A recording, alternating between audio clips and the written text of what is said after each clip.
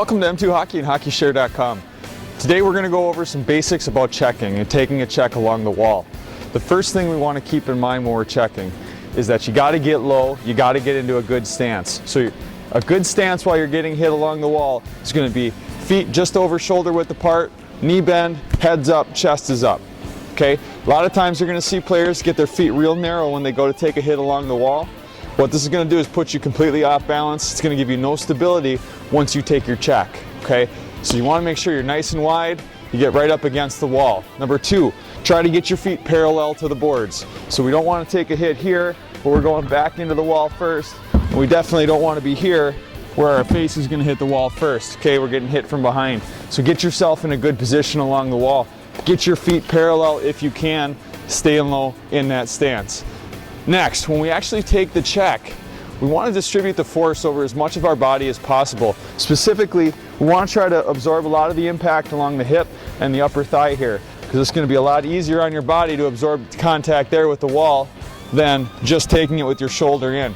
You know, hockey players have a lot of issues with shoulder injuries. This is a big reason why. Players aren't taught correctly, so they'll go in leading with their shoulder. That whole shoulder joint compresses, that's when you end up with injuries. Okay, so get up against the wall. You can make contact with your forearm right here, your hip, your leg down here, and of course a little bit of your upper arm and shoulder absorbing it. So now that energy is distributed from here to here and all the way back down by your skates. It's a lot less energy in one spot. Okay, so don't let yourself get going in shoulder first or just going in at some awkward angle. Absorb the whole thing, get up against the wall, take it with the whole side of your body. Okay, next, when you're here, we got to make sure the shoulders stay square to the direction, to the boards, okay, the direction we're going. A lot of times, especially in beginners, you're going to see kids, they'll take the check, their shoulders turn here. What happens here is now if I apply any pressure, the first thing going into the wall is my face. Okay, this is where kids get hurt. We want to avoid that at all costs. So we've got to make sure that as the pressure is coming from the side, our shoulders stay square right here. Now, I absorb it, my head's far off the wall, not in danger of getting hit, okay? And I'm not twisting my body around. Okay, don't let your shoulders get here either. This is where you end up with back issues. So now I'm taking all the force here, my feet are still going that way, and put a lot of strain in the core and the back area. Okay, so get those feet parallel, get close to the boards when you're getting hit. Don't stand a foot away. Get nice and close as the impact's coming. Bring yourself to the wall yourself. Now I get hit, player's gonna bounce off. If I take my hit from 2-3 feet away from the boards, if I get hit and I start to go over, now I'm going over at an off angle. I'm gonna land really awkward, face is gonna go into the ledge, okay, shoulder's gonna drive into the boards. It's not good, that's where we get hurt. So make sure, get yourself right up against that wall, shoulders stay square, feet stay parallel to the boards. All right, last but not least, I want to talk about the puck.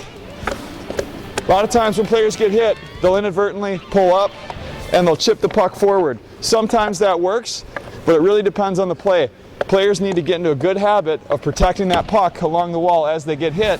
Simple way, especially if you're on a forehand here, as I'm a righty on this side. If I'm going to take a hit, I'm going to get up against the wall, my feet are parallel to the boards, take it square, okay? I'm going to protect the puck right here as opposed to chipping in the head. Now obviously if you have a player, teammate who's ahead of you, chip the puck absolutely all day long. But here, we want to take the hit, absorb it, keep the puck in control, open the blade up, push and go. So now we accelerate out of our play. The acceleration portion is one part that a lot of players miss and a lot of coaches don't teach. After you take your hit, you absorb the impact.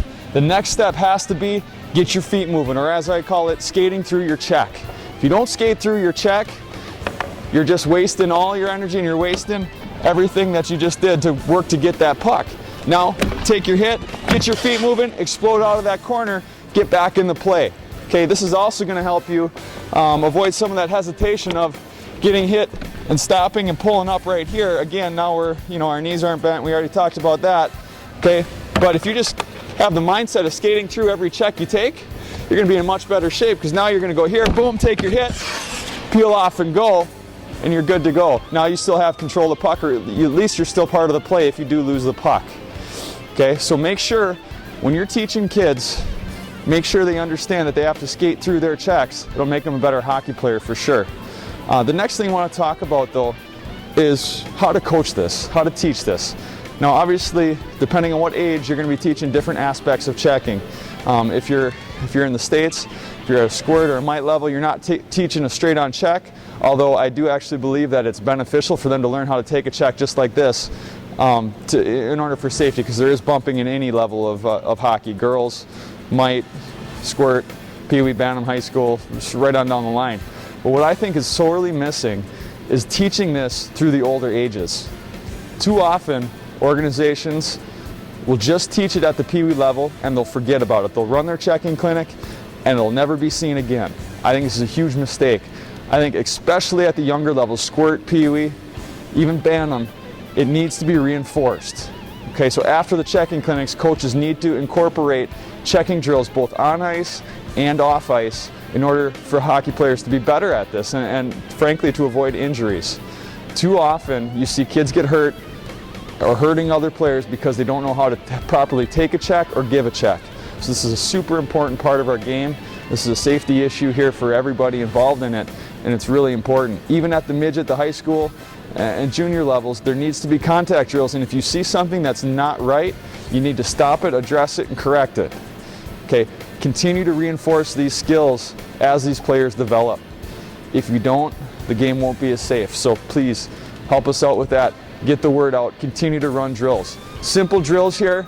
This is more geared towards the younger ages, but simple drills.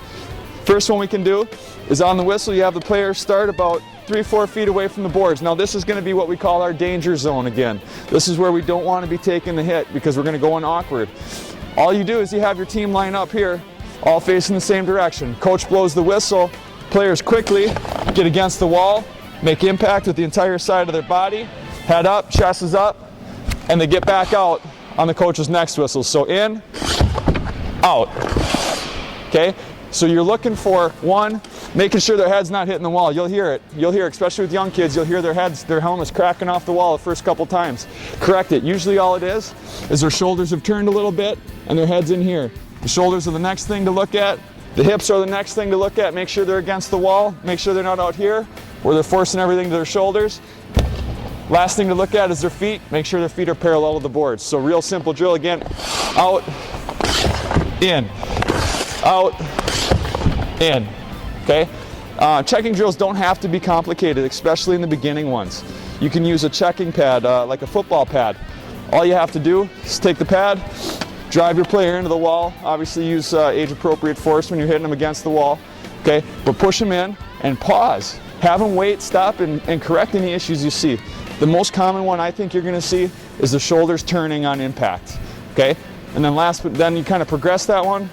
You get their feet moving coming out of that turn. All right? You can also do it where you have two players skating side by side, one skating down the wall, the other's right on the outside here. Take you in, skate through, move down the line, and keep going, performing several checks. You can also do some simple angling drills. All it takes is a cone, one player swooping in and rubbing the player off, making a nice body contact, coming through at an angle, getting body position on the guy he's checking, and then skating through. Again, they don't have to be anything too difficult, but it's great to practice these. Practice them on and off the ice. Off ice, same drills actually work great. You can use a wall, have them step out, have them step in. Same thing. Or have them stand with a partner on the side, on the whistle. They step in, they make body contact, again with the whole side to side, two players. Okay? Then you have them progress and you have them take a step before they do it. So now it's one step in, check, into their hit. Again, making sure their stance stays nice and wide, chest stays up, shoulders up, head up. Okay? Last but not least, have them work on stability. So have them off ice or even on ice. Have them off ice, standing here in a nice solid hockey stance, feet over shoulder width, stick on the ice, head up, chest up again. Okay, and have a player or coach walk around and try to push the shoulders forward, backward, just so the player is getting used to being stable on their feet. Okay, learning and practicing that stability will be huge when we're getting hit. Hope you found this tip helpful. Follow us at youtube.com/M2Hockey. We'll see you next time, M2Hockey and HockeyShare.com.